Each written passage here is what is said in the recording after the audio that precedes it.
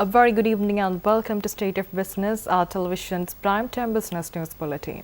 I'm Madhusha Palakumar. Let's take a look at the headlines first. Social Security National Award ceremony held in Colombo today. And Ceylon Petroleum Corporation says fuel supply will be restored to normal on the 9th. Now the stories in detail. The Sri Lanka Social Security National Award Ceremony 2017 was held this morning at the Nelumpokuna Theatre under the patronage of President Maithripala Sirisena. The President presented awards and certificates to government officers who achieved their goals by utilizing their pension and the Social Security benefit system. The task of the Sri Lanka Social Security Board is to provide social security benefits to all those who are not eligible for the benefits of the government's pension scheme. Those who are self-employed, private sector employees, foreign employees, artists and indigenous doctors are among those who benefit from this program. Minister of Social Empowerment, Welfare and Kandyan Heritage, S.P. Disanayake, Deputy Minister Ranjan Ramanayake, Secretary to the Ministry Shirani Veerakone and the Chairman of the Sri Lanka Social Security Board, Kirti Suranjit Mawellage, were among those participated in this occasion. Even though the relevant authorities claim that measures to restore the fuel supply have been taken, long queues of vehicles can still be witnessed at filling stations around the island. Meanwhile, issuing a press release, the Ceylon Petroleum Corporation has stated that a consignment of fuel is scheduled to arrive in the island on the 8th of this month. The press release further states that the CPC has made all arrangements to distribute the fuel to the general public by the 9th. On 17 October, a shipment of fuel by the Lanka Indian Oil Company did not meet the standard gasoline import specification of Sri Lanka, whereby the shipment was rejected by the government. However, a SMS which was sent by an anonymous source on the 3rd of November triggered a mass-scale public panic to buy fuel, which created a surge in demand at fuel stations and resulted in the rapid depletion of stocks at petrol stations. Meanwhile, our correspondents were able to obtain views of several vehicle owners who have been waiting in queues to obtain fuel.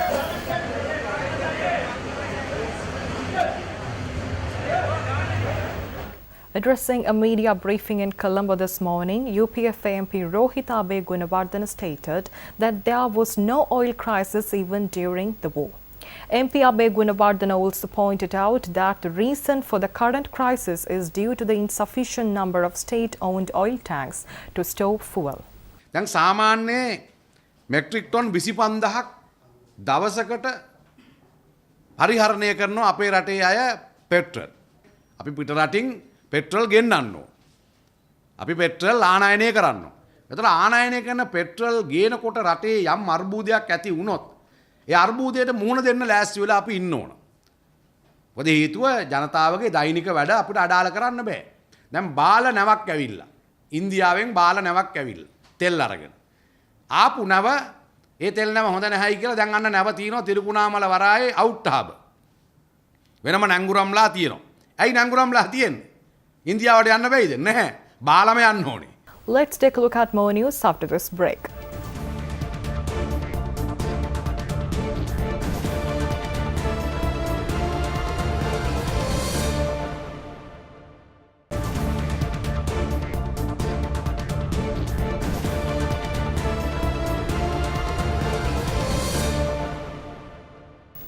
Welcome back. The Ministry of the Tourism, Development and Christian Religious Affairs and the Ministry of Sports recently announced their plans to promote sports tourism in Sri Lanka through a series of events which will kick off early November, anchoring Sri Lanka as a hub for international sporting events. The announcement was made during a joint media briefing which was held in Colombo recently. Speaking to the media, the Minister of Tourism Development and Christian Religious Affairs, John Amaratunga, stated that these events will help to attract a significant number of tourists to the country and will expose local sports enthusiasts to a far greater selection of sporting events. Speaking further, Minister Amaratunga also stated that this new concept of promoting sports tourism within the country will increase economic growth and promote Sri Lanka as a preferred destination to hold international sporting events throughout the year. It's a new chapter that we are trying to turn in this country, in that the Ministry of Sports and Tourism are going to work hand in hand in order to promote, on one side, the sports activities, on the other side, which is extremely beneficial for the development of tourism. Today, Sri Lanka is one of the most popular destinations in South Asia. Number of magazines and television stations have been talking of Sri Lanka's ideal destination.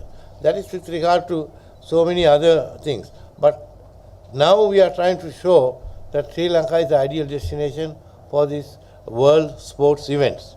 Meanwhile, speaking at the media briefing, Minister of Sports Dayasiri Jayasekara emphasized the national strategic plans that have been taken by relevant authorities in order to enhance sports tourism in Sri Lanka. Speaking further, the minister highlighted a series of international events that will be staged in different parts of the country starting from this year. There are many things that we are doing here in Sri Lanka, especially we are going to have a powerboat event here in Sri Lanka in another 1 week's time.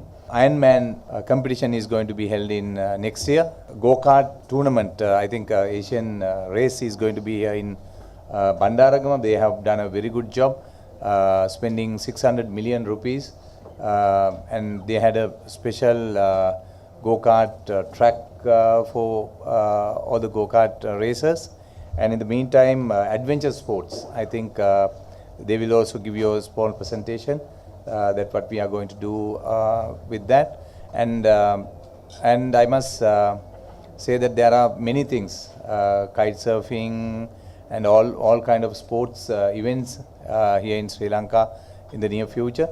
That is why we wanted to get together and have a promotional campaign and get as much as tourists to Sri Lanka. I think it has gone up now from 500,000 to 2.2 million.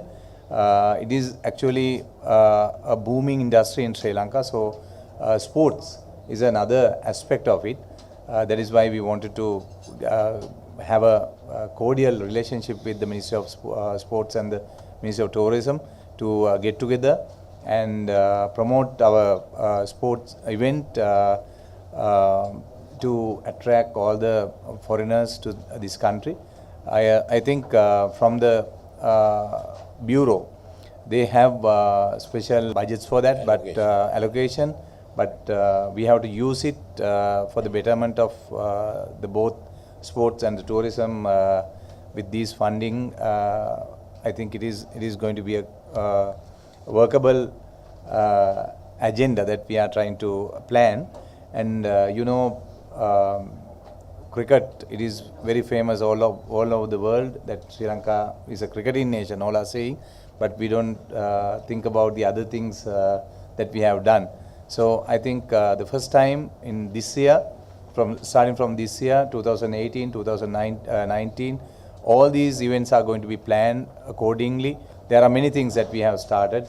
Norelia race course is going to be leased out shortly. I think we have already put the tender for 10 years. We are going to lease it out, and from that also we are trying to get much more horse races in Nuvareli area. Kalpiti also we are trying to have some minister's blessings. We are going to get some land to develop sports village there in Kalpitiya. And already we have started and allocated all the lands. Battaramulla water sedge area, we got 11 acres. We are going to have rugby high performance center. There are many sports coming in that area, and there is another partner came in from Australia to have indoor cricket stadium in Sri Lanka. So all these things are very much connected with tourism. A four-member delegation of the European Parliament, led by Jane Amper, paid an official visit to Sri Lanka from 1st to 3rd November. Addressing the media in Colombo last week, the delegation had expressed their concern over the Sri Lankan government's delay in executing the assurance given last year to replace the Prevention of Terrorism Act as a requirement for the granting of the GSP Plus concession to the country. Jane Amper also said that the European Union understood the difficulties in implementing the United Nations Human Rights Council resolution and that although progress was slow, that the foundation for future progress has been laid. The visit provided members of the European Parliament with an opportunity to inform themselves on developments since their last official visit in 2016 and to discuss issues of common interest with the Sri Lankan authorities. The delegation visited the northern province on 1st November and met with the governor and civil society representatives. Some of the issues that we raised a year ago, for example, the Prevention of Terrorism Act and issues around the procedures attached to criminal law, are still elements of concern. We were given assurances a year ago by the government that we would see rapid change on this, that change was in process, and that following the budget discussions of last year, there would be movement. I think we're clear, we're very disappointed to see that we have still not got change on the statute books, that even though progress has been made, engagement with the United Nations on this, the new draft bill, that we still have the Prevention of Terrorism Act in place. And that, I think, is a concern to us given the assurances that were made. Even though we understand that nobody has been detained under that act in the last year, we understand that there are still people detained under the Prevention of Terrorism Act, some of whom have been detained for a considerable number of years, and that in a number of those cases charges have not been formally met. People have not faced the courts, and therefore what we've said to the government is we'd like to see those cases reviewed. Let's take a look at stocks after this break.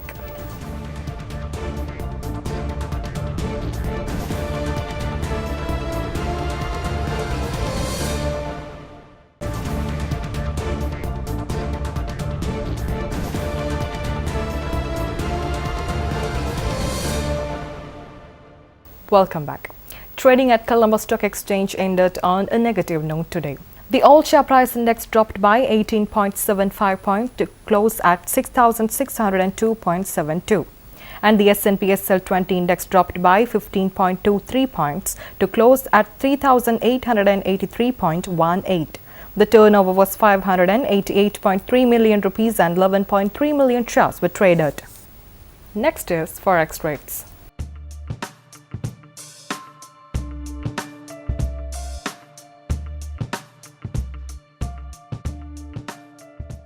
With that, we wrap up State of Business for the day. We'll meet you tomorrow at the same time with more latest news. Until then, take care. Good night.